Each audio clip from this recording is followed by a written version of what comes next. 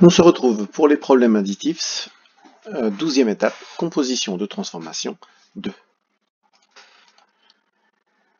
Prépare une ardoise du brouillon pour pouvoir travailler en même temps que moi. On se rappelle le schéma, nous travaillons sur des problèmes de composition de transformation. Dans ces problèmes, plusieurs transformations se succèdent. On le voit ici, une première transformation, une autre ici, et ce qui nous donne une transformation totale. Premier exemple. Aujourd'hui, j'ai dépensé 56 €.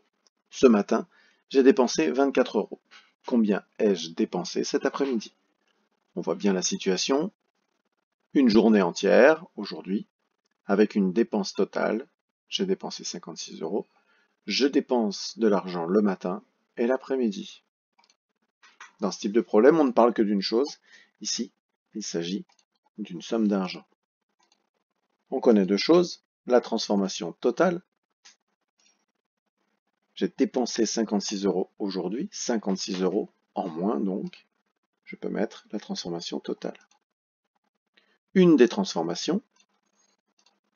Le matin, j'ai dépensé 24 €. Le verbe dépenser nous montre bien que ce sont 24 € en moins. Je connais la transformation totale, je connais l'une des deux transformations. Nous cherchons l'autre transformation. Cette vidéo va nous aider à faire ce genre de problème. Quelle opération doit-on poser? C'est bien là tout le problème. Comme les deux transformations que je connais sont en moins, je pose une soustraction. Le plus grand moins le plus petit. La transformation totale moins l'autre transformation. 56 moins 24, ça nous donne 32. Je peux donner la réponse. J'ai dépensé 32 € cet après-midi. Nous cherchons une des transformations. Je connais la transformation totale et une des transformations. Je cherche l'autre. Comment choisir l'opération à poser? Plusieurs cas. Accrochez-vous. Si la transformation totale est en plus, et que la transformation que je connais est en plus, on fait une soustraction. Le plus grand moins le plus petit, toujours. Si la transformation totale est en plus, que la transformation que je connais est en moins, je fais une addition. Ici en plus, ici en moins, alors je fais ça plus ça. Si la transformation totale est en moins, moins quelque chose, et que la transformation que je connais est en plus, je fais une addition. Enfin, si la transformation totale est en moins, et que la transformation que je connais est en moins, je fais une soustraction. Le mieux est bien de se mettre en situation et de réfléchir. Dans le jardin de Monsieur Pierre, il y a 6 salades en moins, même s'il en a planté 7. Combien de salades Monsieur Pierre a-t-il ramassé? Voilà un problème typique et assez incompréhensible. Le tout est de s'accrocher. Ici, on parle de salade. Ça, c'est facile. La transformation totale,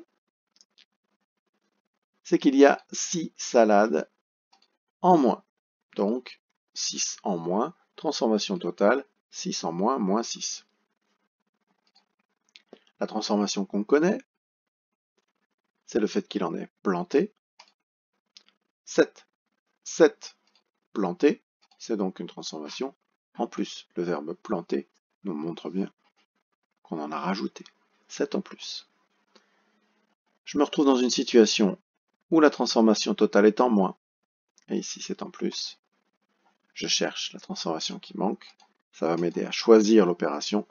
Quand ici les signes sont différents, on choisit l'addition 7 plus 6, 13. Puis Monsieur Pierre a ramassé 13 salades. En tout, il y a 6 en moins. Alors, 7 en plus parce qu'il en avait planté. Pour savoir combien il en avait ramassé, ici, combien il en avait ramassé, mais pour qu'il y en ait 6 en moins, il fallait qu'il en ait ramassé plus qu'il en ait planté. Donc il a ramassé 13 salades. 13, c'est 7 plus 6. Cette année, L'école compte 12 élèves de plus. Pourtant, 8 élèves sont partis. Combien de nouveaux élèves sont arrivés? Ici, on parle d'un nombre d'élèves. Transformation totale est de 12 élèves de plus sur une année. Donc 12 en plus. Clac, je peux le mettre.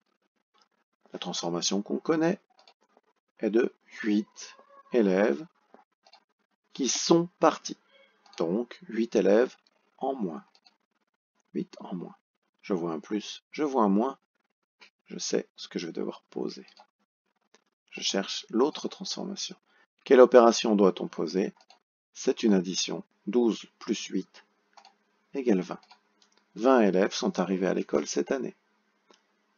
Cette année, l'école compte 12 élèves de plus alors que 8 étaient partis. Il fallait bien qu'il y ait 20 nouveaux élèves pour qu'on puisse avoir ce bilan. À vous de jouer. Sur un arbre, 12 poires ont été ramassées ce matin. Dans la journée, ce sont 27 poires qui ont été prises. Combien de poires ont été ramassées cet après-midi? Si vous avez envie de vous tester, c'est maintenant qu'il faut appuyer sur pause et travailler seul sur votre ardoise ou votre brouillon. Sinon, allons à la pioche aux indices. Ici, on parle de poires. La transformation totale, ici, c'est ce que l'on a fait dans la journée. Dans la journée, ce sont 27 poires qui ont été prises. Ça nous indique bien qu'elles sont en moins. 27 en moins. Transformation totale. La transformation qu'on connaît, c'est que le matin, nous avons ramassé 12 poires.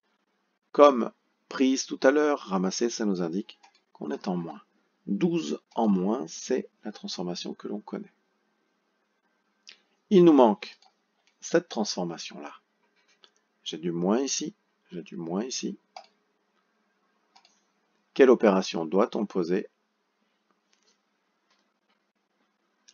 C'est là qu'il faut appuyer sur pause. Et moi, je continue avec la correction pour terminer cette vidéo. 27 moins 12. Ici du moins, on fait une soustraction et on prend toujours le plus grand moins le plus petit. 15. 15 poires ont été ramassées cet après-midi. Pour qu'il y en ait 27 ramassées sur toute une journée, si le matin j'en ai pris 12, c'est bien 15 qui vont venir compléter ce ramassage de poires. Toujours ayez bien en tête de vous représenter la situation dans la tête et de bien vous la raconter. C'est très important. Je vous dis à bientôt pour une nouvelle vidéo.